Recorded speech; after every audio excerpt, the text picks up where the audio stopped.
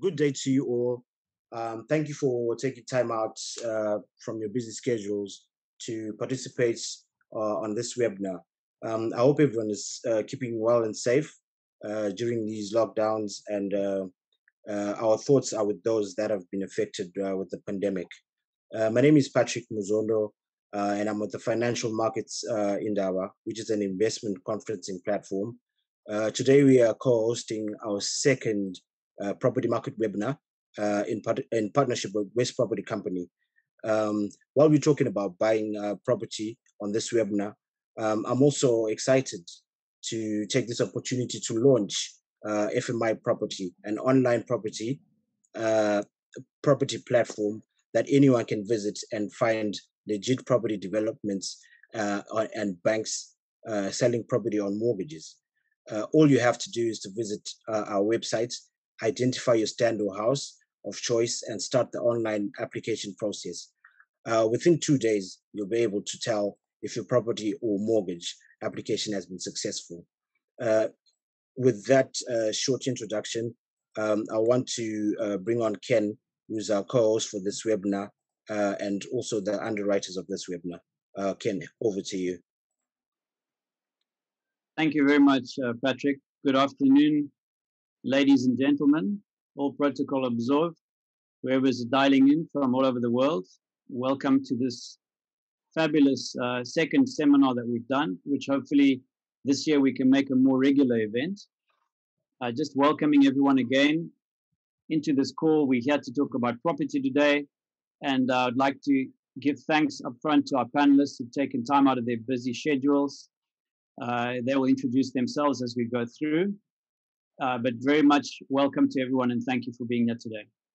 Thank you, Patrick. Would you like each panelist to introduce themselves before I introduce the company? No, if you could go ahead and introduce West Property Zimbabwe company and the projects as well, please. Sure. Well, thank you for that opportunity. I'll try not to take too much time. West Property Zimbabwe is a company that's been in business just over 15 years. We took over from another company called Houses for Africa, who built Mainway Meadows, a couple of thousand units. And we got involved in the airport highway, where we developed the airport highway in exchange for land payments. And we bought quite a lot of land parcels in Harare. The screen you're looking at now is one of the first developments we did in Mount Pleasant. It's called Homelands 263. It's a 40-unit housing complex in which we've completed 12 units. So if we go back into our timeline, back in 2015, we started on the land bank that we had substantially achieved most approvals for development. As you know, in property development with raw land, you take virgin land, you seek approvals by adding value to the land and getting those approvals. Those approvals sometimes are change of use. Sometimes they're just getting development permits on the land. We went through the zoning and the development permits, and basically in 2015 broke ground on our first flagship development called Mbudzi People's Market, which is a commercial retail center in the south of Harare, which currently is fully let and has a few hundred tenants in it. It's a thriving market. And then thereafter, we did infrastructural developments in Gun Hill, where we successfully sold off 37 stands. And by infrastructural development, we mean we put in the services for the land. So that incorporates roads, stormwater drainage, sewerage, water connections, electricity. And those were successfully sold off complete 100%. Mainway Meadows, we did the remaining last phase of it, which ended up being almost 3,000 units in total, and completed that in 17. And then we went on to Pokagara, which is now our flagship development in Borrowdale Flay, where we're building both townhouses and standalone homes. And then we started Homelands construction, which was the project I showed you on the screen that's now completed. 2018 and 19, we moved more into Pokagara, doing the single story and the double story show houses, completing the planning for the clusters and started construction. And currently in 2020, we've been focused on completing the Homelands development, the sale of the two show houses in Pokagara residential, the completion of some show units of the clusters, and we started our exciting development for apartments, for flats in Millennium Heights, which is next to Dandara in Borrowdale. And then we went on to Pomona City, which is a large piece of land we've got north of Borrowdale, where we're developing about 6,000 units. And we're now launching phase 1A early this year, which we'll talk a little bit about today. So our goal is really to be Zimbabwe's premier real estate developer of tomorrow's market. The what we do is our vision to become the leading customer-centric developer of exceptional properties in Zimbabwe. And the how we do it is our mission to delight our customers with the latest sustainable innovation, incorporating modern designs in our residential and commercial offerings in Zimbabwe. The why we do it is our core value system. And I'm not going to read those out, but it's on our website. It's really what we believe in who we are and in how we deliver maximum value to our customers and what puts us ahead of our competitors. And then lastly, we do this with a purpose. We have a never give up attitude, delivering lasting value that's sustainable in real estate, leaving a legacy that benefits society. We take it very responsibly that our developments should be sustainable and responsible and have a positive environmental impact. And we give back 10% of our profits to the vulnerable and less fortunate children and orphans and widows of Zimbabwe. As I mentioned, Woods is fully let, Gun Hill sold out, Main was finished. That was the old projects. In this year, we still have these projects. I think we've got 2 units left in Homelands. We've sold the show houses in Pokagora. The townhouses, we're now on our second round of construction. We're finishing the 8th unit, and then we'll go on to the next round to take it to 12 units. We finished block 1 on Millennium Heights, which is at the bottom of your screen there. That building is up and busy getting painted. People should move into it by this year. During the second half of this year, people are moving in. And the second block, which is at the top of your screen, is the next one we're starting construction on. Our flagship development for residential is Pomona City, and that's an exclusive gated community, which we'll talk a little bit about later. And of course, later on, going into 2023, we still got Mall of Zimbabwe on the cards, which is our idea of having this work, live, play concept of a community, of a neighborhood, of a city within a city, is anchored by the flagship development, which is the biggest retail mall in Zimbabwe, called the Mall of Zimbabwe, with our partners in South Africa. And that is still on the cards to break ground. That's really it in a nutshell. Thank you, everyone. I'll put you onto the video now and give you a little bit of introduction to the products we have.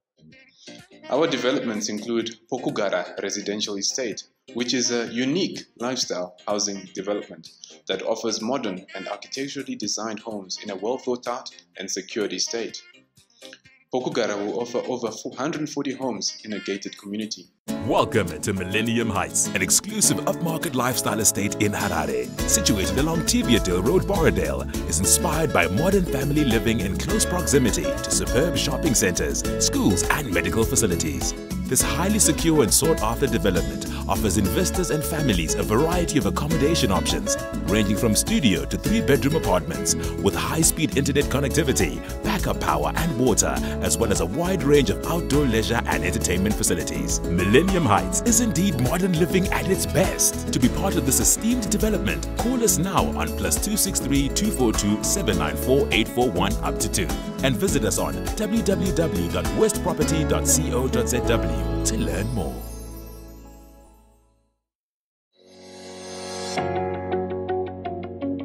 Imagine living the dream in Bordeaux from as little as $31,000. You can own your own home, and I'd say that's a great investment. More so, owning your dream flat at affordable prices. Or choose your studio, 1-bedroom or 2-bedroom apartment at Millennium Heights and simply own your dream.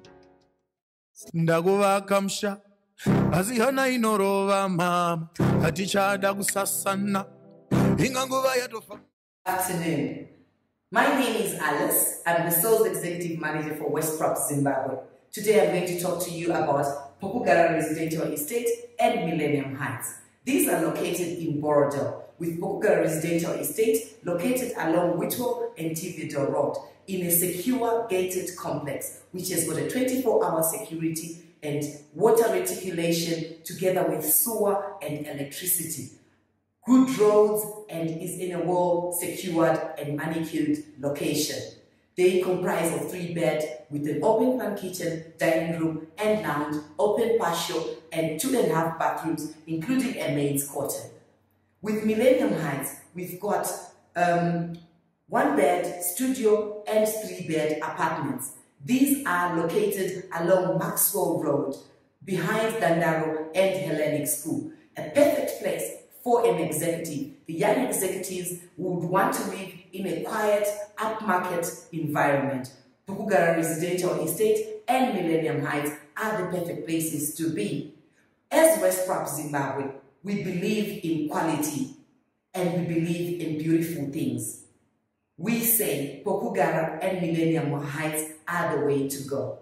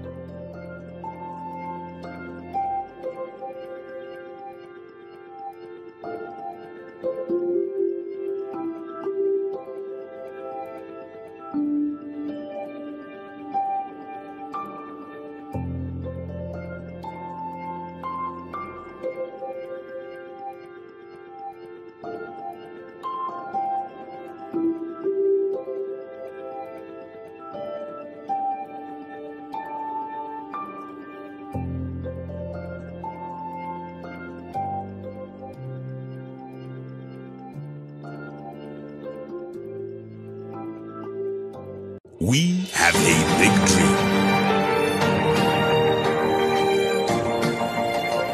Here is where we are, Pomona City.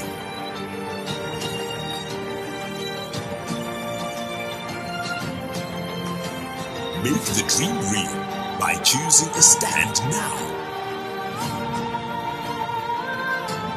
to build your dream home.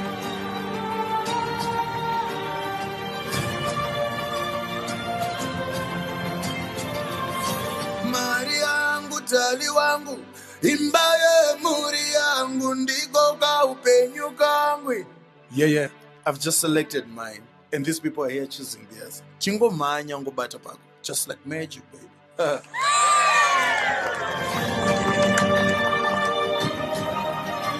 West Properties Zimbabwe, building a better future. Marilyn here, Chief Marketing and Sales Manager. In Mount Pleasant, we have Homelands 263, which is almost sold out with 2 units remaining at $400,000 US. You get a 5-bedroom house, 3 bedrooms ensuited, open plan living, double garage, swimming pool on a stand of 1,000 square meters. Our next exciting project is Pomona City, a planned gated community, predominantly residential stands, with 2 schools, a park, shopping center, Church Avenue, clubhouse, and a creche. Phase 1A with stands on the golf course is currently available for sale at $50 per square meters. We have 140 stands. The first option is a cash option where you pay 40% deposit with 12 months to pay the balance, no interest charged. The second option is a mortgage option for 10 years. You pay 10% deposit, 10 years to pay with 10% interest per annum. We are looking for that discerning buyer to come and invest with us. Our next video will be of our testimonial video from our clients. Good evening, guys.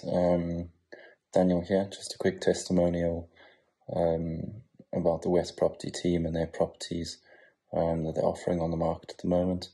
So I came across West Properties on a Facebook ad. I got in comments with them, and there was some very quick responses. Got the information I needed and managed to set up a visit on site within a couple of days, which I was quite pleased about. When we went through the site, they gave us the opportunity to purchase at a lock-up shell stage, which means you can actually finish the apartment off to your own taste, as well as remove the burden of cash flow that's not required right away. So it's a great added benefit. The location was perfect for the property we bought into, right close to Hellenic School, very central, close to the Mount Pleasant area, close to the Borrowdale area, so very, very central. And as we obviously all know, with real estate, location. So yes, these properties offer great value for both an investment, future return, whether it be rental or for personal use. So needless to say, we signed all the agreements, signed the paperwork, and got on with the purchase of the property. And yeah, we look forward to some more dealings with the West Property team in the future. I appreciate the patience there for everyone. Just to thank our team, thank you to Marilyn, our CMO, and to Alice, introducing those beautiful developments to us, and our customer who's willing to give us testimonial. Thank you. Thank you to our loyal customers who've supported us last year and continue to support us through this year. Handing back to you, Patrick. Thank you, Ken. That was a great presentation, and we've got great projects there. So now I'll hand over to Ray, my colleague and partner. He's with the Emergent Capital Management, so he'll be the moderator for today. Ray, over to you. Patrick, thank you very much for the introduction. Can you hear me? Am I live? Yes. Okay. As your moderator today, I'm greatly honored to host a cast of diverse speakers who are doing outstanding work in the residential property marketplace. Before I introduce the panelists, I would like to provide just an overview of the business of today's panel discussion.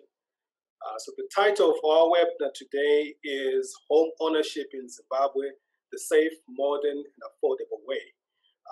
And we're looking forward to a very much of an extensive discussion touching on the housing market, the pricing of houses and stands, the financing packages that are available to individuals, and also the legal aspects that have to do with acquiring and owning property. And last but not least, I think we also have to talk about the design test in terms of how do you create the aesthetics and how do you really get a good home in Zimbabwe. So why don't we just jump onto the intros. I'm really excited that in keeping with diversity, we have a really diverse panelist cast today. And we have two ladies on the panel. I'm not sure if Barbara is now live on video, but I'm pleased to introduce you to Barbara Mugocha, who's the principal town planner for the city of Harare. And we also have another lady, Revesai Nyasha, who's the diaspora banking manager for Stewart Bank in Zimbabwe. On to the gents. Pleased to introduce you to Batanai Perus, who's a partner and head of corporate and commercial law at Honey and Blankenberg legal firm in Harare. I'm reliably told that Honey and Blankenberg happened to be the first legal firm that was established in Zimbabwe many years ago. Really excited to introduce, we have an entrepreneur on our panel in the form of Philip Kudzanai, who is a partner at Troika Design Workshop. This is a very young organization with very very transcending individuals that are doing some amazing work in Zimbabwe right now. Last but not least, no need to make any introduction of Ken Sharp, who is the exec chairman for West Property Company, Zimbabwe. So yeah, to start, I'm just keen, so maybe we can start off with a really at a high level. So I'd like to kickstart this discussion with Barbara.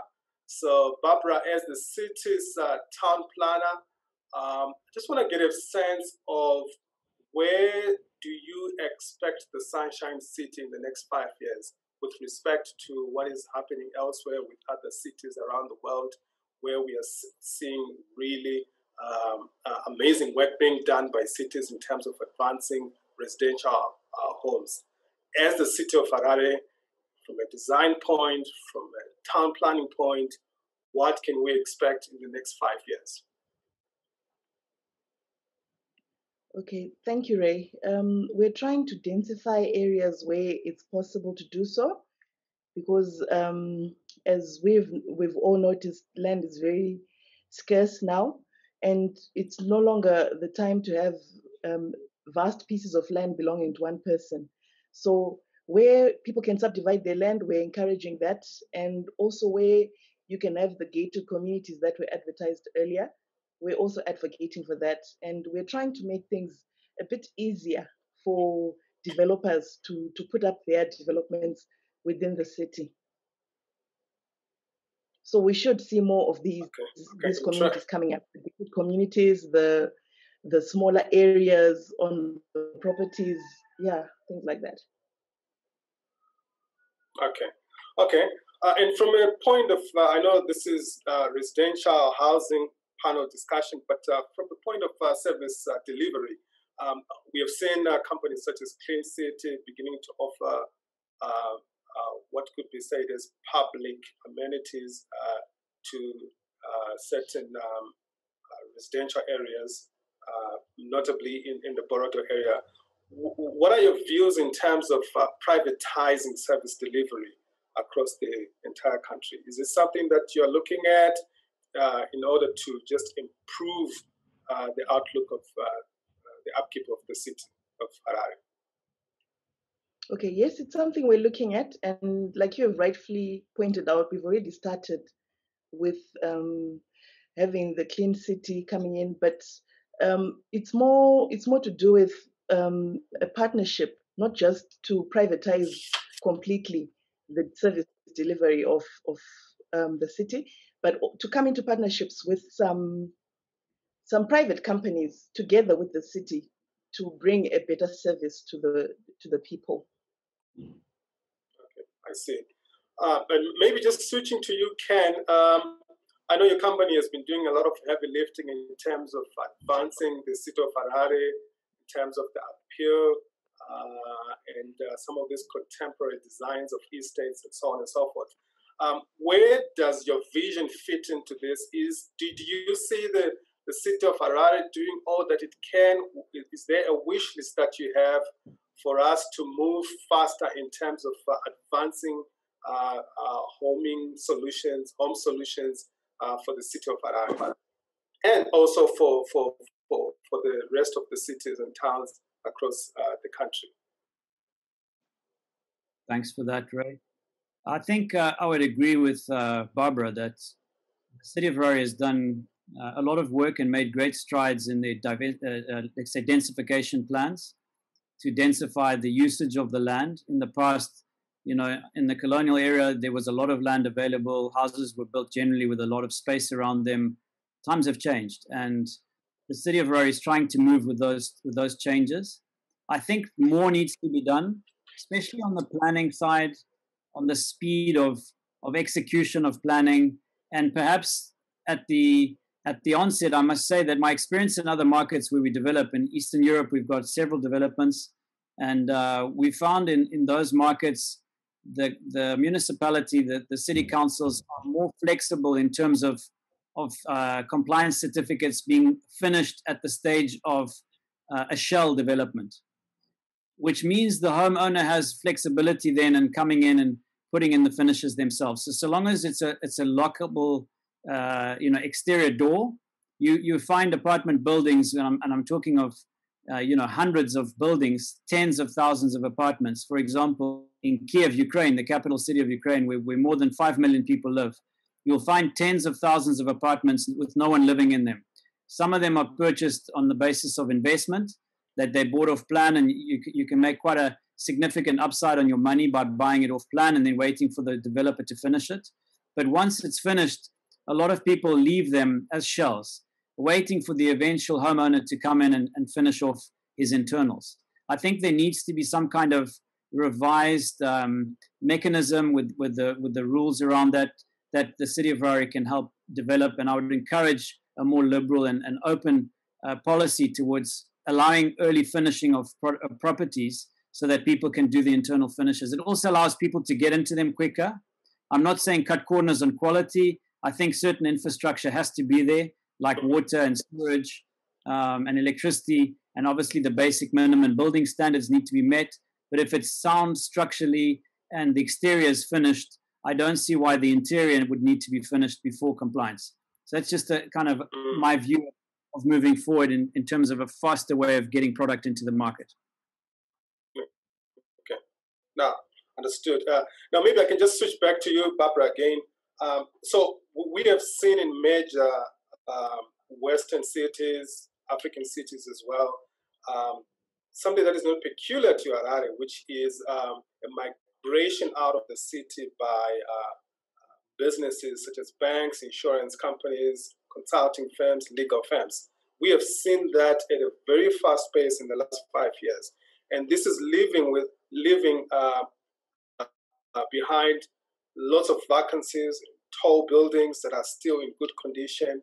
To what extent is the city of Harare open to changing the use of these buildings to allow maybe the moving in of residential housing? So I'm talking with respect to, as I say, to places such as Lagos, Nairobi, and even Johannesburg right now, that what we are seeing now is companies are buying these office buildings, refurbishing them, changing them into apartments.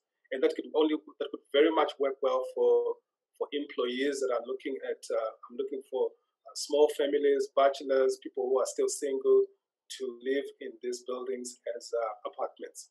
Is this something that you're looking at? I know it has been done by Zimre, I think a property company, in terms of student accommodation, but is this something that you can adopt and allow to happen at a large scale across CBDs? Okay, thank you for that. I'm not sure if what you're asking for is like a blank check for all buildings to be able to be converted to residential if they're in the CBD. But then I think that would also then kill the essence of having a CBD. So if you have a property and you are proposing to turn it into residential, you are always free to bring in your proposal, and we'll look at it from an applicant's point of view. We'll see your proposal in its own and judge it on its own merits, rather than to give a blanket covering for the whole of the city. Okay. So this sounds like there will be certain buildings that will be just restricted to office use and might not necessarily be turned into residential in terms of permitting. I think it's fair. Maybe let me move on to Philip. Philip, yeah, go ahead. Okay, I was saying that as much as it might, sorry, Ray. I was saying that as much as it might appear as if we can look at each application, it has to also be in tandem with the local plan. So that's why I'd say that if it was to each applicant to be brought on its own merit, would then consider maybe amending a local plan which had previously zoned an area strictly commercial to include residential aspects. But the existing layout plans and local plans that are there already have allowances whereby some floors on commercial buildings are allowed to be left out for residential. During the the planning of the area of the CBD, we have also noticed that not all shop owners want to stay away from their properties. So if you leave the bottom floor for commercial, you can convert some of your upper floors into residential. Of course, you need to bring in your application and we'll again look at it on its own merit. But it's something that we've already been doing. But where it comes to turning the whole building into residential, that's when I was saying you need to come in, and we also need to see maybe if there is need for us to amend the local plan and allow you such privileges. Okay, okay. I think it's a fair comment. I just wanted to get to Philip yourself. Philip from Troika Design Workshop. So very few people understand the type of work that you do. I know you have put some very nice pictures on Twitter. We have seen some of the work that you have done. But maybe just briefly, do you want to talk about the work that you're doing and where you see the city going with the work that you're doing? Yeah, thank you for that, Ray. So we are built environment consultants. So we've got a couple of consultants in-house, architects, engineers, that type of thing. And we've pretty much been involved in the design of beautiful buildings and beautiful spaces over the years. And obviously we want to be part of the future and contribute to the future of Harare. I think there is some sort of movement or some sort of trend towards densified living for very obvious reasons, because the cost of land has gone up. And obviously incomes have also kind of plummeted over the years. So it may no longer be possible to afford 2 acres in Mount Pleasant. But then also lifestyles have changed. I don't think that there's enough people out there who've still got the appetite to own large pieces of land. So I think what we're going to see over the next few years is a lot of demand for smaller units, a lot of densification. And I think the city of Harare has kind of made steps in the right direction. Obviously, we've got limitations in terms of the capacity of our sewer. So yeah, that's what we see. We see the densification agenda accelerating over the next few years, over the next 10 years, and we see ourselves hopefully contributing to that as well. Okay, but in terms of the work that you do, are you guys architects?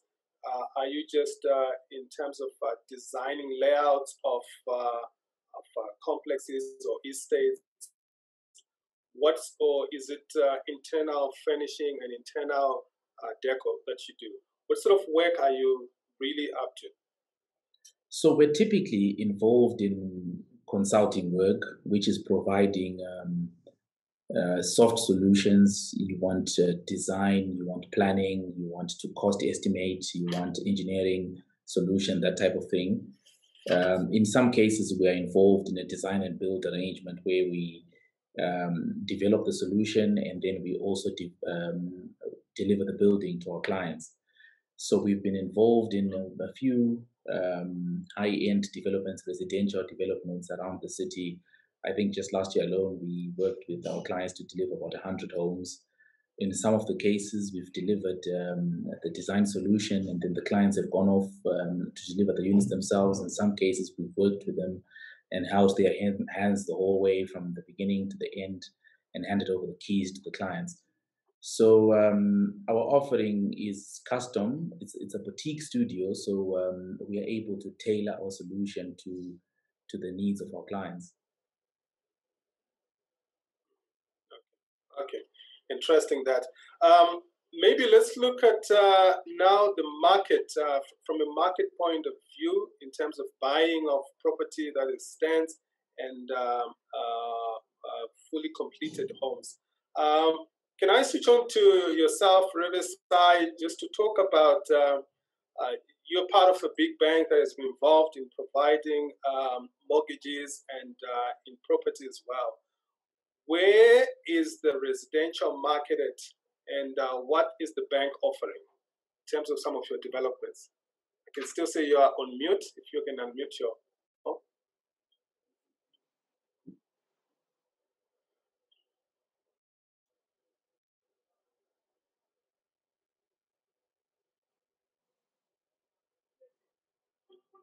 We can't hear you, Tabet.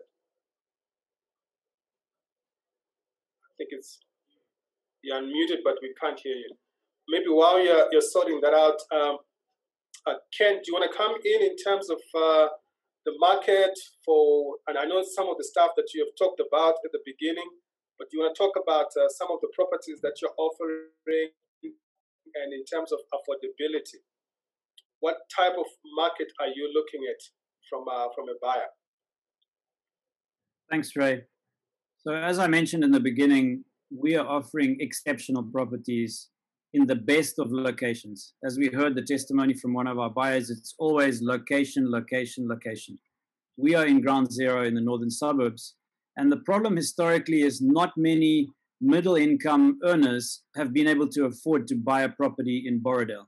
So for the first time, like you heard from our head of sales, for $31,000, you can be a proud owner of a studio apartment in Borrowdale. And we believe that is a first. So that kind of densification model where upmarket areas can be offered at affordable prices is where we believe the future must go and where we want to lead the way. That is the first of many products that we bring into the market that we believe will have more affordability. We don't want to compromise on quality. So one of the ways we've done that is keeping the exterior of the building as good as an apartment that would cost $100,000.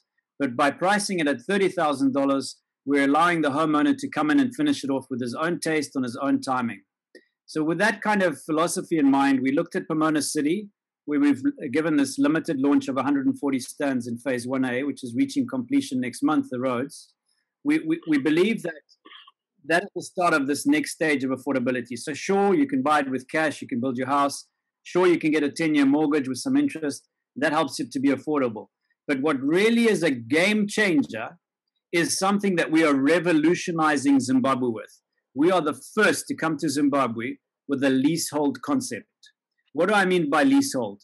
Leasehold is owning the home on the land without necessarily owning the land underneath it. A common method of ownership in other markets, in developed markets in UK and Europe. In South Africa, it's used. It hasn't really been used in Zimbabwe. So I'll give you a typical example. You buy a stand in Borrowdale for $100,000, which is about the average price. That is a lot of money to outlay before you've put a brick in the ground. We'll give you that same stand at $300 a month. So then you can take the $100,000 you've got, go to Philip, who's a great architect, design a beautiful home, and start building your home with $100,000. That's the kind of future we want to see in terms of affordability. Okay. Now, from a leasehold point of view, what are the implications on ownership? As you say that you're not owning the land, but you're owning the building that is on the land. Yeah, so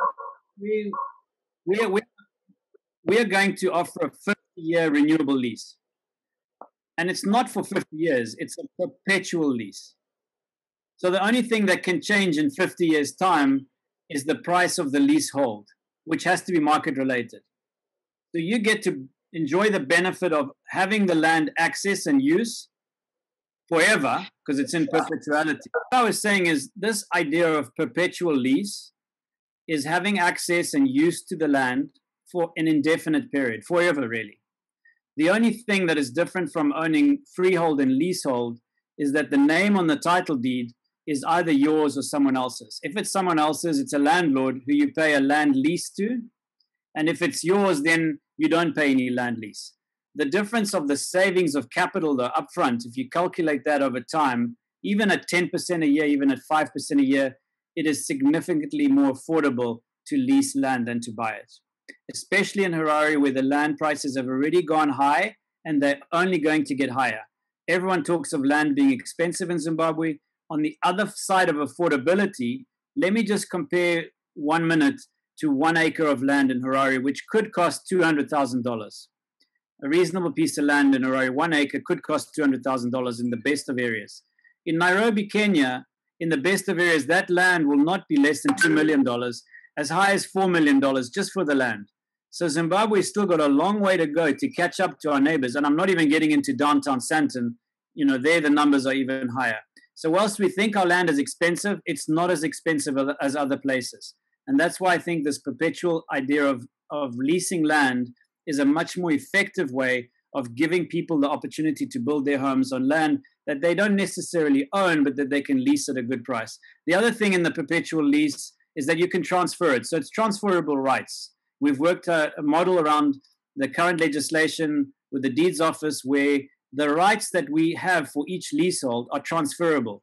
So you can sell your house, you can pass it on to the next generation, and if we ever decide to sell the land, you get the first right of refusal. So it's not like we can sell your house to anyone. That's never going to happen. It's also not possible for us to sell the land underneath you without first giving you the right to buy it. I hope that answers the question. Thanks, Ray.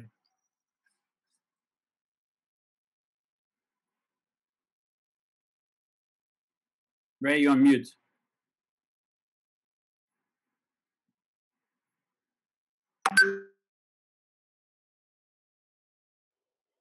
Riverside, I don't know if you want to come in now. Is your mic working?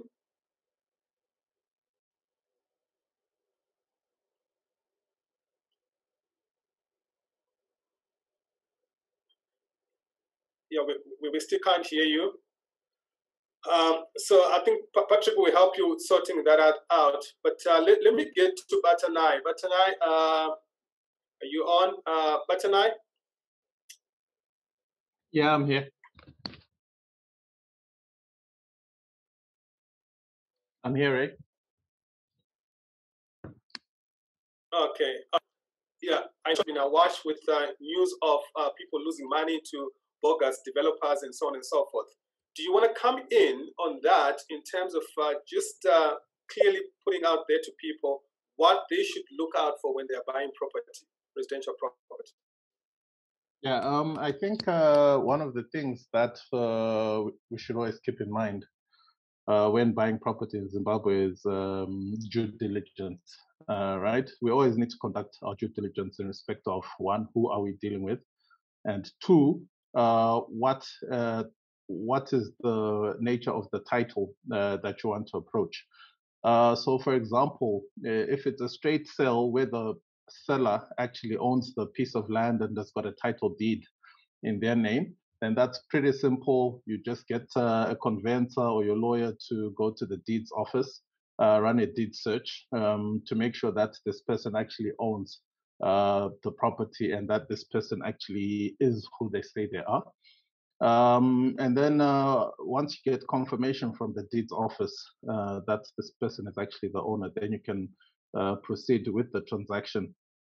A key thing that has to obviously be pointed out in that particular situation is that it's the conveyancer's responsibility not to release the purchase price up until transfer has effectively gone through.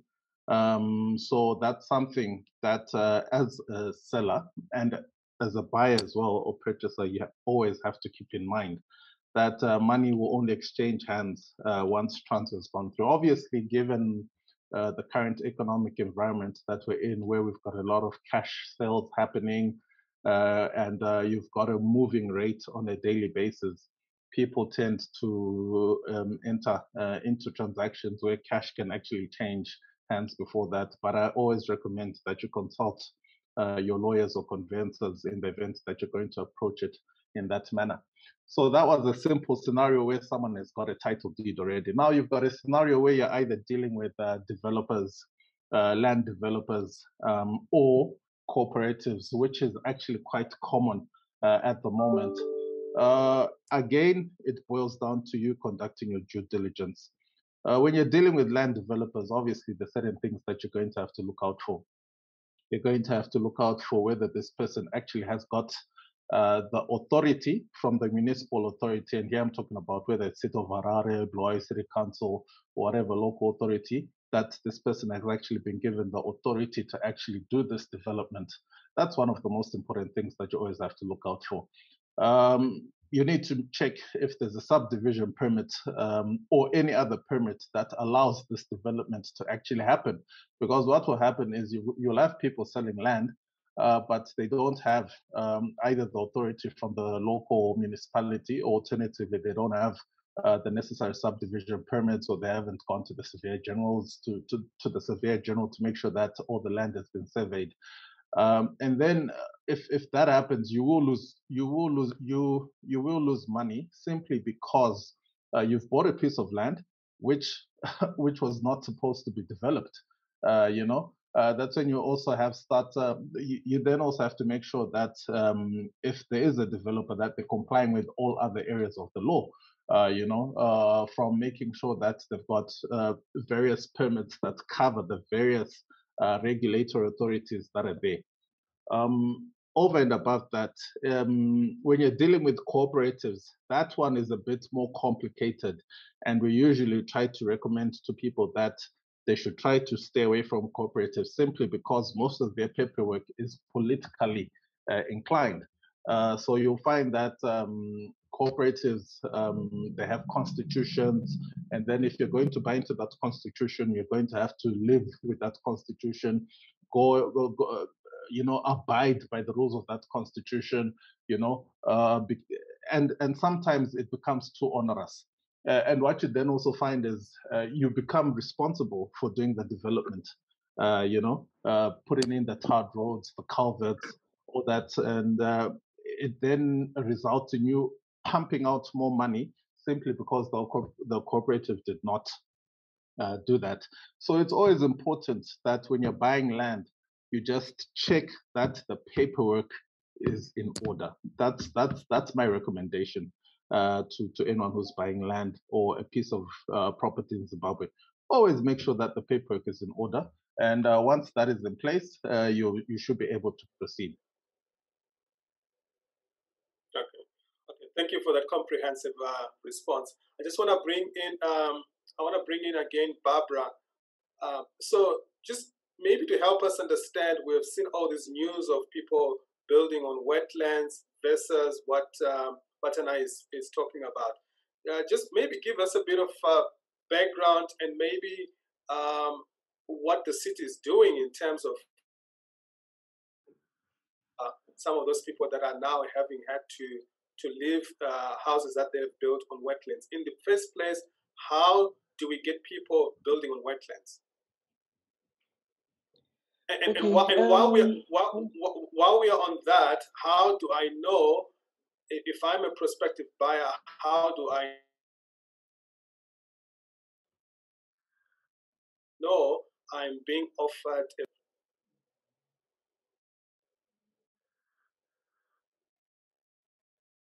Okay, you broke off there, but I'm assuming the last part of your question was, how do you know as a prospective buyer whether the land you're buying is a wetland?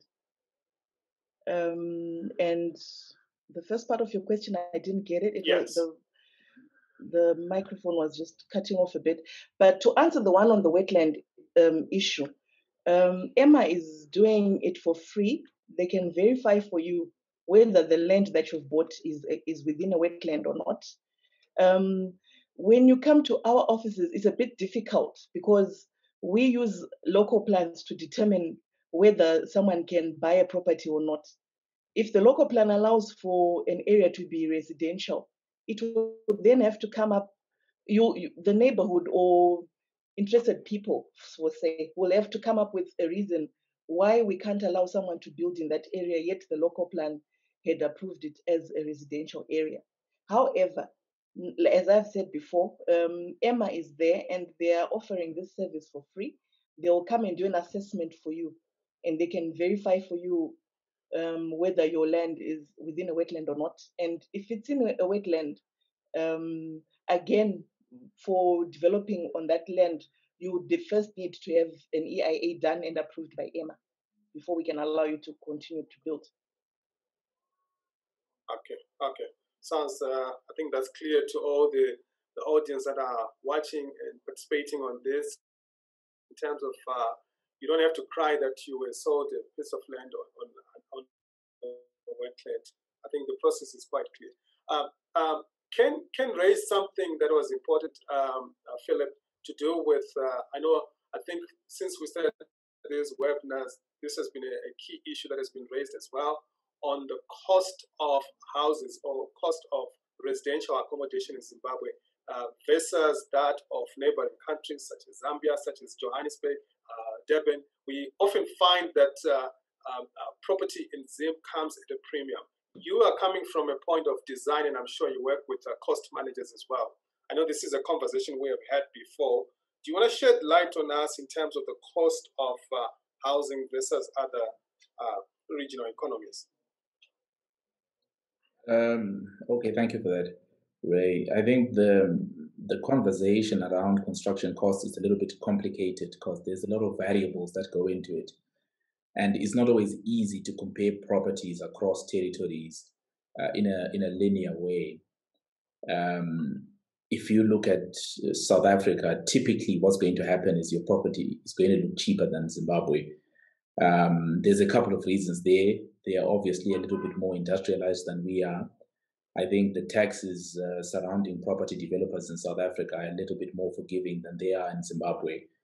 And then you also need to think about it in terms of the sizing of properties. So one of the key issues that you've got in this market, in the Zimbabwe market, is that our properties are typically larger than what you see in South Africa, or what our neighbors are building. So sometimes you're comparing a property. For example, the average 3-bedroom unit in Zimbabwe is 120 square meters, and then in South Africa it's 90 square meters. So there's a size difference there. And then that size difference will translate into a price difference. I would also want to talk about economic volatility. So you will see that Zimbabwe is a lot more volatile economically compared to South Africa. And investors typically want to plow a lot of their money into property in Zimbabwe because it's secure from all the chaos. South Africa is a little bit more stable, it's a little bit more liquid. And there's no reason for anybody to park a lot of wealth or a lot of resources into property. So because of that volatility, your sellers are typically very unwilling to sell. They would rather hold on to a title deed or a piece of land or a house than to cash for very obvious reasons. And then the next issue would be housing stock.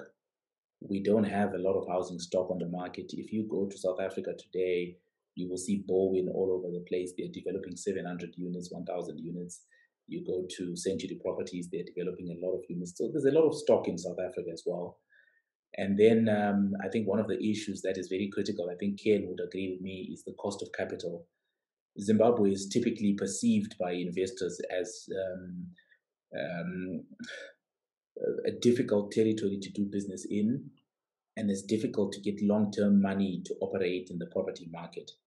And that cost of money then translates into higher construction costs or selling prices.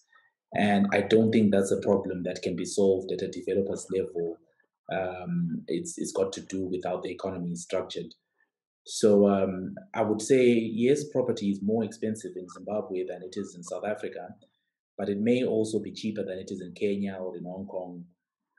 And it's very, very difficult to compare property across any two territories because, I was reading something on San Francisco. The property market had gone crazy in San Francisco. It's beginning to cool off because you've got a lot of people leaving for Texas and all that.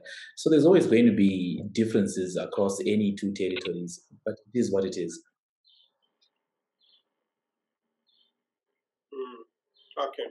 Okay, interesting. Revisai, I don't know if you want to come in. Is your mic working now? I hope so. Can you hear me? Yeah, we can hear you now. Oh, thank God, finally. Okay, so So just before you come in, Revisai, just before you come in, Riverside, I'm sorry for that. I just wanted to let people know that we have a poll that is running now. It's on your screen. All you have to do is to enter your responses on the poll, and then we will be able to incorporate some of your responses in the polling that we are doing. So please take time to just respond to some of the questions that are coming on your screen. Riverside, you can go ahead. Okay, so I don't remember what question you gave me, so I'm just going to say in brief what we're offering and what we're doing at Stewart Bank. And if I miss something, then you can ask me thereafter. Okay, cool. Sure, please go ahead. All right, so thank you. So it was quite an interesting presentation from Ken and team. You guys are doing tremendous work. So the good thing is there's a part of it. It seems like we're competition. Then there's a part of it that our work can be very complementary. So at Stewart Bank, we always had an appetite to offer mortgages to just bridge that gap with customers, that because we do understand people need more than just an account, and we know people they want to own a house. So we've been offering mortgages. This is our third year, consistently to the diaspora market, and we've extended that to locals that are earning forex. So, but for starters, we have just closed up to the bank projects. Right now, we currently have the Rua housing project. That's what we are offering. And then we are looking into opening to other properties. I know we have had some relationship with West Properties where one can come in to say, I found this house at West Property, but I don't have money. And then the bank can come in. So there are so many ways of going about it. But for today, if you may allow me to say a lot about our Rua housing, because that is what is currently running. And then later on in the conversation, I can then share some of the insights and some of the strategy that we have for this year. So I don't know if that will help. That's fine. That's fine. You can go ahead on that. Go for it. Okay. All right. So we so I've seen what Ken presented is mainly very upmarket and very low density. So the bank has the Rua housing project, which is medium to high. We are looking at very small space. The land is starting from about 290 square meters to 680, and these units are identical. They are all the same. They are 3-bedroom apartments. And they are all coming. So the price is ranging from 54,000 to about 80 something, depending on the land size. And we are offering this. You can come in to buy it on a full purchase as cash, or you can do a mortgage over 15 years. And we're asking an 8% deposit, and then we're asking also it's an interest of 8%. So currently, that's what we have. That is what we that's what one can purchase right away if interested. So for those that are not familiar, Rua is about 23 kilometers from the CBD, and we are located very close to a school, medical center. There's a lot of activity in the area. The place is semi-gated. Why do I say semi? It's the houses are all in one location, and then there is 1 or 2 entry points. We do not have like a security like all the other gated communities, like what Ken showed. But then it is very protected. You can still get in and get out using limited entrances, which makes it a little bit more secure than the other houses in that area. Okay, interesting. So I know most of the people are not mathematically inclined. So just giving a rough estimate of the monthly repayment that people should be expecting. And again, on that, while you're responding, just to get to have a sense of is this just for professionals, or with high unemployment levels and high entrepreneurship levels as well? Some of the people are not on formal jobs. These are people that are running their small businesses. Okay. So like I indicated, we started this project with those in the diaspora, in mind. Remember, as a country, we're going through all the currency changes. At some point, we could not use the US dollar officially. So then this project was already up and running. So for the longest time, it was just for the diaspora market. But when this US dollar sort of came back, then we said there are locals that have started earning the US dollar. There's no reason why they cannot also be included. So when we are talking about the Rua project, we're talking of anyone who's a forex earner. So if you are here, you work for a company here in Zimbabwe, and you're earning in US dollars, you can also apply for the same mortgage. And our tenure is very generous in comparison to other partners. You can pay up to 15 years, or your legal age of what you call it, retirement, whichever is sooner. So you're looking at a 15-year mortgage, And then to answer your question, let's say if you take one of the units that is sitting on about 300 square meters, we are looking at repayments about $491 a month towards that house, which is very doable if you are earning the US dollar. So yes, I don't know if I missed another question that you asked me, but then yeah, that's so far that's what we have. So locally and those in the diaspora can apply for a mortgage for the Rua housing project. Okay. No, this was great. Thanks so much, Riverside. This was awesome. So I'm going to open gates for audience question and answer segment. So if you have any questions that I'm seeing a number of questions that have been put on the text here. So I will be maybe raising some of these questions to our panelists, but continue to post your questions for we are in the last 10 to 15 minutes where you can maybe share some of the issues that you want tackled. But while we are on that, I just want to go back to Barbara. I see there's a lot of questions to do with the issue of turning office use to residential.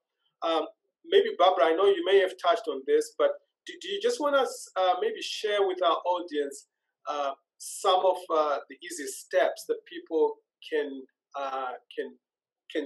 make in terms of finding office buildings that they can turn for residential purposes? Do you have a process that people should follow? If, let's say, I find or identify a building, what are the steps that I should follow? Okay, Ray, you need to first have a look at the local plan, the city center local plan, which will cover the CBD, and it will identify for you the areas that we can do what I've been proposing, that you can leave the commercial on the ground floor and then put the residential on other floors. But for you to be able to know which type of building to approach, you need to first look at the local plan, which you can do at our offices at Cleveland House. Once you've identified the areas, you can then approach the property owners. It is the property owners who are supposed to apply for this. Even if you want to develop on their behalf, they have to give you maybe a power of attorney, or they have to come and do it in person. And the property owners, for you to know them, you simply just take the building, the street, the stand number of the building that you want, and you take it to our. For you to identify the stand number, you take the street address and you go to the department of the Surveyor General. The Surveyor General's department. From there, they'll give you a stand number of that particular building. Then you take that stand number to our Rowan Martin building, where you can again identify the property owner. And once you've got the property owner and their address, you can then communicate with them and see how amenable they are to your idea of turning part of their building into residential. Okay, quite clear there. Ken, I know we are working on something to do with residential mortgage-backed securities to try to free up cash for developers and banks. Do you foresee your financing packages, Ken, your mortgages, do you foresee a time where they can be extended to what we are seeing elsewhere, 20, 25 years? What would it take you to begin to offer property on a 20-year mortgage? Absolutely right. I think we would definitely consider that. The macro environment is the biggest concern, and maybe I can just unwind a little bit. I think we didn't exhaust the issue of costs. Philip did a really good job of answering that. But one element I'd like to bring into the play is you've got to compare apples with apples, right? So it's easy for me to say, in South Africa, we say that properties are more affordable than in Zimbabwe. But on the other hand, you can buy a 150 million rand house in Cape Town, which is north of $10 million on a half an acre stand, maybe 300 square meters of house. And there's records being achieved in Sandton for the new towers that have gone up in excess of 100,000 rand per square meter. So when you convert that to US dollars, you're looking at $8,000 US per square meter, which is right up there with first world countries. Whereas in Zimbabwe, typically you don't find anything very much above $1,000 a square meter. Probably the maximum you'll get is about $1,500 a square meter. So on the top end of the market, which is our segment, we are still way underpriced in Zimbabwe from a capital appreciation point of view. So taking that context and background and extrapolating it to the future, we see the macro environment improving greatly, and the capital appreciation will talk to that macro environment. When people are more confident in the future of Zimbabwe, those prices are going to go exponentially up. The terms that will be offered will accordingly be extended. So I see somewhere in the future, and I don't have a glass ball, so I can't tell you exactly when it is, whether it's in 3 years' time or 5 years' time, but it's definitely in the near future. It's within our lifetimes. Zimbabwean property prices are going to grow by double digits. And when they do that, you'll see mortgages being extended at the same time to 20-year, 30-year periods. And we're quite comfortable with that. Even now, really, if we were getting the right price for the product, we'd look at a 20, 30-year mortgage, no problem. Okay. That's quite clear, yeah. But tonight, I don't know if you want to weigh in. One of the things that is often asked, if I'm an individual wanting to buy property, can I afford the legal fees that are involved in verifying my developer, in verifying a stamp that I want to buy? Is this something that is feasible for someone that is just looking at to buy a middle density or high density stamp?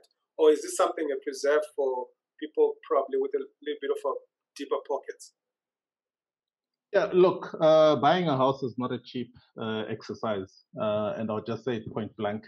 The reality is you're going to have to pay for services, and we are governed by the Law Society. There's a Law Society tariff which sets out what we're supposed to be charging when it comes to whether it's conducting the due diligence or just doing the transfer process in relation to title deeds or checking on developers.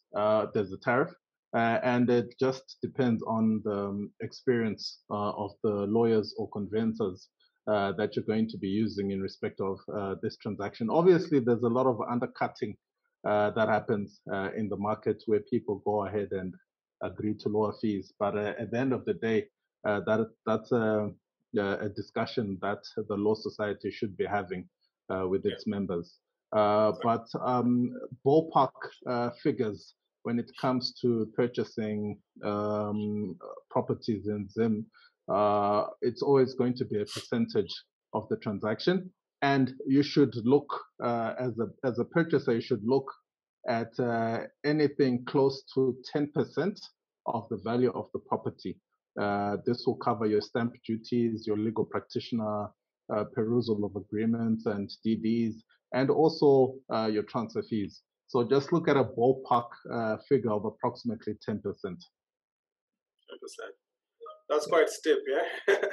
Yeah. Look, I think Zimbabwe, the transactional fees in relation to property sales, it's quite steep compared to our neighbors down south. Now, we always have to draw a comparison with the South African economy, but then it's also a reflection, like Ken was saying, of the macroeconomic environment that we're dealing with here in Zimbabwe.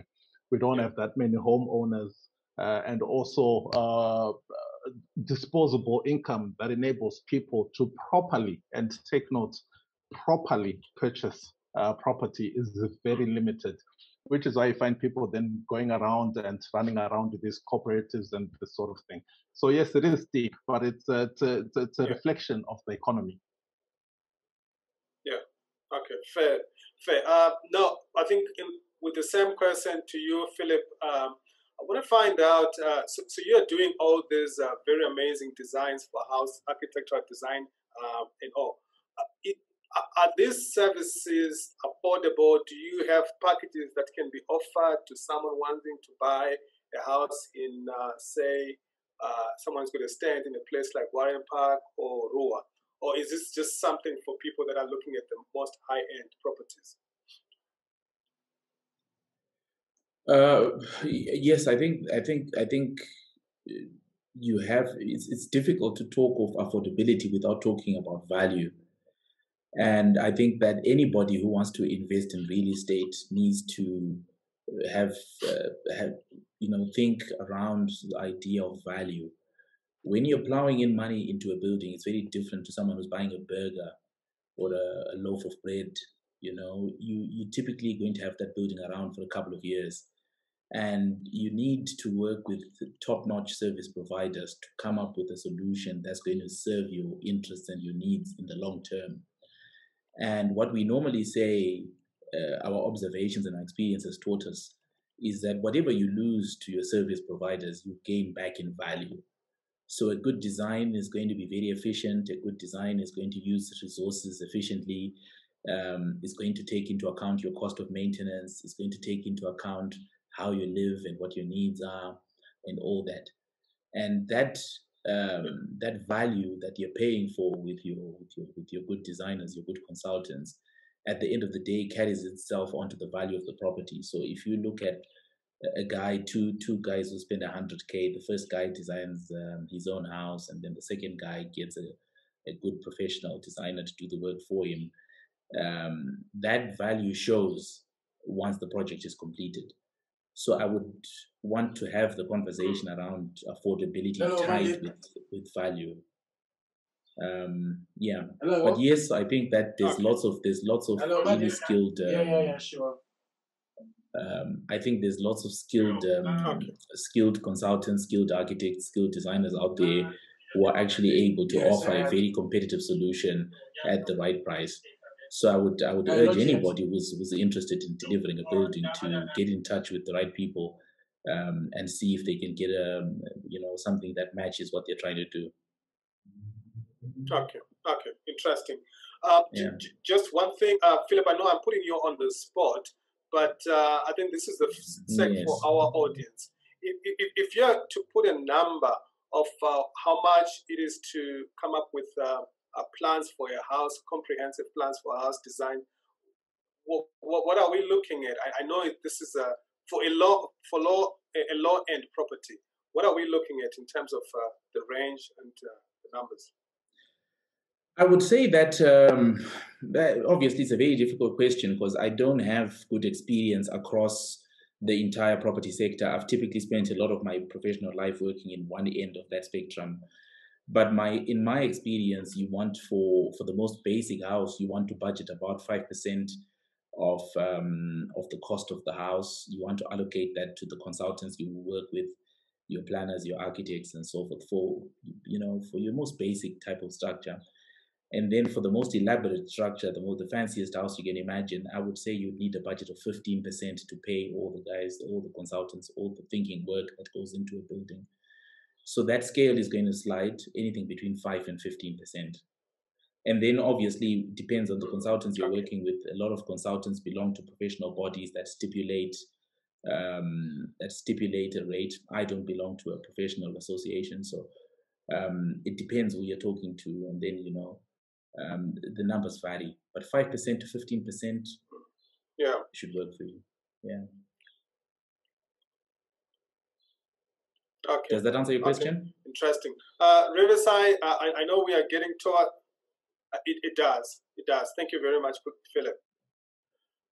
Riverside, I know we're getting towards the end of this session, but I just wanted to find out. Say I bought a property for cash from Pomona City or one of the developments that West Property is offering. Can I, after paying up cash, can I remortgage this property? I know it's one of the questions that is featuring on the questions here. Okay. All right. So, like I said, the good thing is we're actually in the final month of the current financial year of the bank. So, from March, we are starting a new financial year. Like I indicated previously, is Then with the new financial year starting next month for us, we are also introducing a lot of products in terms of lending. We are going to extend to say we are starting to consider you can come and buy a property, we just give you the mortgage, and we can now start looking at equity financing, and we can also start looking at remortgaging, like the question you just asked. But currently, as of this month, this time, what is available from Stewart Bank is just the Rua housing that I've spoken about, that are our medium to high housing project. So as of right now, we can only offer you those Rua houses. You can only buy those either on cash or on mortgage from us. But coming to the following months, we have done a strategy document around a lot of new other products that we'd want to introduce.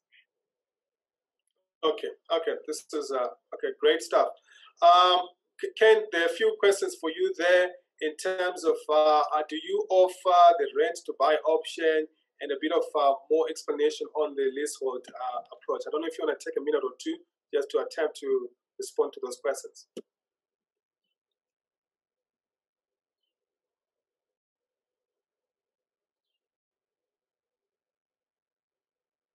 You hear me? Yeah, you're on mute now. If you can unmute. Yes, that's fine. Can you hear me now? Yeah. My signal's coming in and out. Yeah, good point. Rent to buy is a great option. Currently, we're not offering it in the early stage of our development product pipeline. We need to push out as much product as we can for those buying product. However, at a more mature stage, we're going to have excess stock of product that's not sold, so we're going to put it into the market to rent. And then the person renting those apartments or houses will have first right of refusal in the event of us selling them. So it is a rent to buy option. However, I think leasehold and mortgages are a more smarter way of doing it. If your intention is to really own the property, then my advice to the buyer is, go into it with that intention, because you end up renting and then you're paying a lot of money in rent over a long period of time. And at the end of the day, it's not your property. So I think young people, especially starting up in life, put your money into your own property.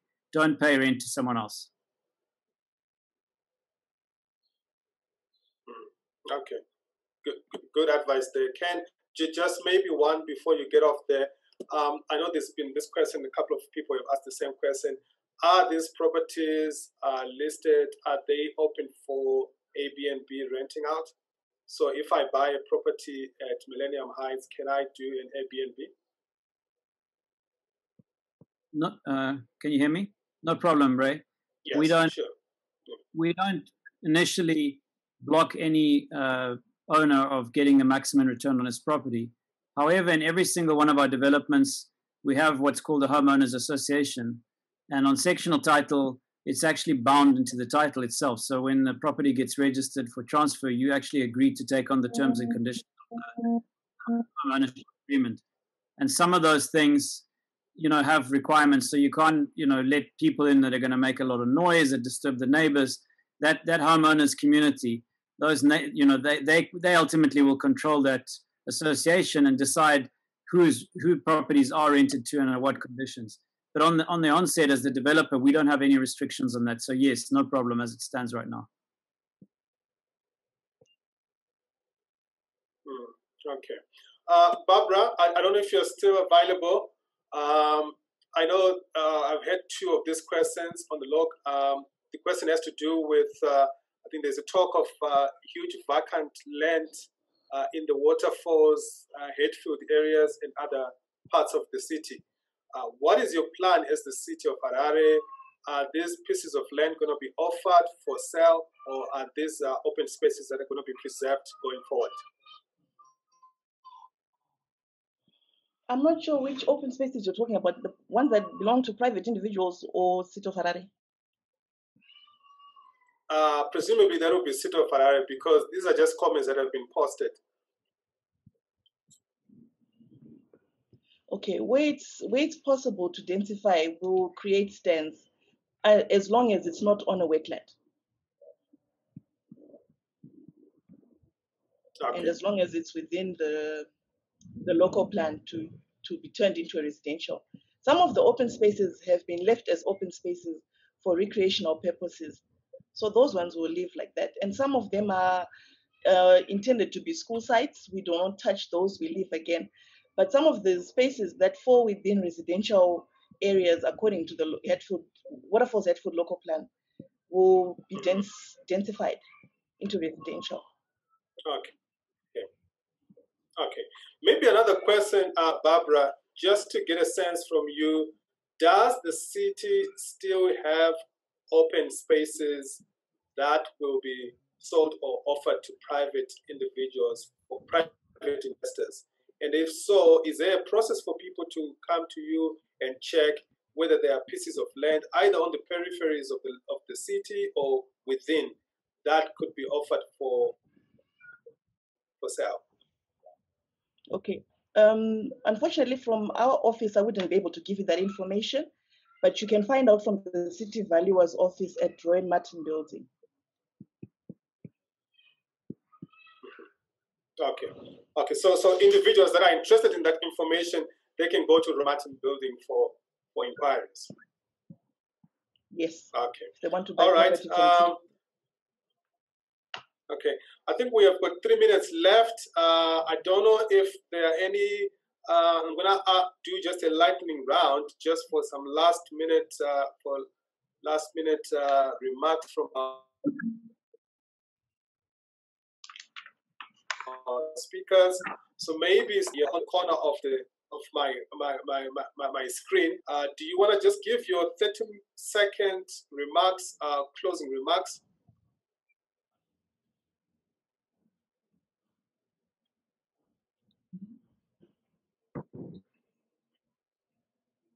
Would you like to go first, Ray? I said Philip, but you can go. You can go ahead, Ken. Sorry. Okay, Ken can go, and then I'll go. I'll go last. No problem. Carry on, Philip. Okay, so my hope is to see a city that does the basics well. Would like to see clean water. Would like to see pavements. Priority to pedestrians. Would like to see the city planting new trees. Would like to see the parks back, shared amenities, and I think housing is more about the environment than the houses themselves. So a functional environment, refuse collection, and all that is critical to good value and good homes, and this is what we hope to see in the future. I think Ken is doing a good job. The rest of the developers and everybody here, they're doing a really good job. But what we want to see is the right environment in our cities. Thank you. Okay, thank you very much. Ken? Thanks, Ray. Just firstly, thank you again to all our participants, and especially to the panelists who've successfully answered 102 questions. There's only 35 questions remaining, so we answered, I think, close to 80% of the questions. Looking at the poll, Harare is 90% of where the interest lies, 66% in stands, 58% 30,000, and affordability, again, less than 30,000 is more than 50%. So coming to my last take is, I hope to see the day in my lifetime where the majority of Zimbabweans can afford to buy a home in excess of $200,000. Right now, it's just a dream, but I think in some point in the future, we have to move out of poverty into middle and upper middle income brackets for the majority of the population. And that's where the game changer lies. So I'm all about economic emancipation and seeing jobs created, seeing people employed, seeing livelihoods getting improved. And I would like Harare, the capital city, to be the oasis where people come not only from other towns in Zimbabwe, but from other countries, that they come, they choose Harare to come and live in above other countries. Thank you.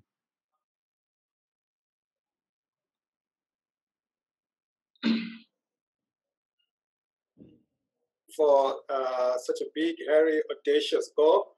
I like that, and I think we all need to aspire for that place where we can all afford the best thing.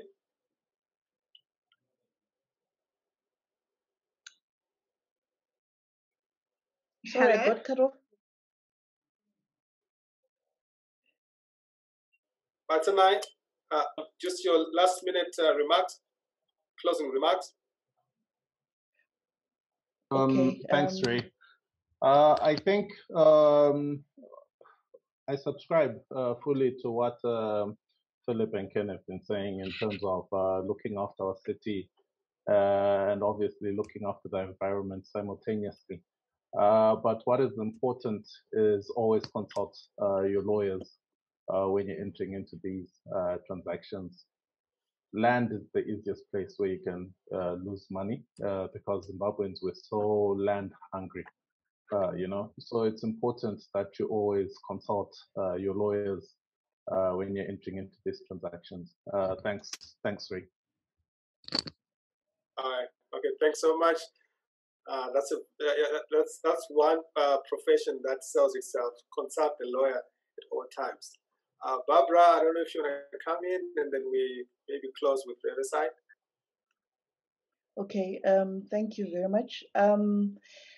As my final remarks, I would just like to say, I think I want to reiterate what Batanai has said. You just need to do your due diligence. Just look, and confirm before you commit yourself on what you can do with the land you want to buy and whether that piece of land will be permissible to do what you want to do on it. And then for other plans that we have or other information, the session or the question and answer session for Sito Ferrari was mostly asking me where to get some of these offices from. You can visit our website and they will direct you to the right office and to the right person. I've only been able to answer you from a town planning point of view, but other departments are there to assist you as well. Yeah. Oh, and the website is www.co.zw. Yeah. Thanks so much, Barbara. I'm really pleased with our audience. They've really behaved well. I'm just thinking, when we began this talk, you advised me that you're not into water quality, so you're not taking any questions to do with water chemicals and water quality. So I'm really pleased with the audience that they've been very focused on the business of the day. Larissa, I don't know if you want to give us the closing remarks in terms of your thoughts. You're still young. What are you aspiring for the Sunshine City? Okay. All right. Thank you, guys. I just want to take this opportunity to thank everyone that is plugged in for trusting us with your time. I hope this has been helpful to you as it has been to us. And thanking you, Ray, and the rest of the team for putting together such a great initiative that brings us all together. And then from the space of Steward Bank, I just want to say to people, just because you're not offering it right now, don't lose hope. We are not a bank of a mass bank. We have a huge appetite. We have taken big risks. So sometimes what I told you, what we have right now, does not an indication of what we will have tomorrow. Keep your inquiries to us to help us develop a product that customers really want, because it's through this engagement that we can gain the right for what the market needs. But to the rest of the players, thank you so much. Ken and team, you guys are doing tremendous work.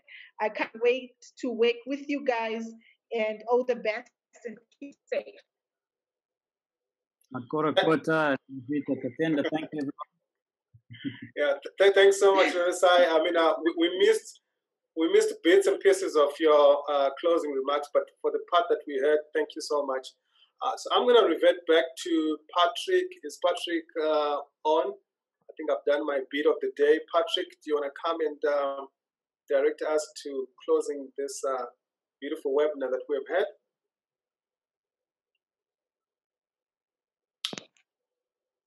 In the absence of Patrick, I'm just going to ask maybe Ken to formally close the webinar.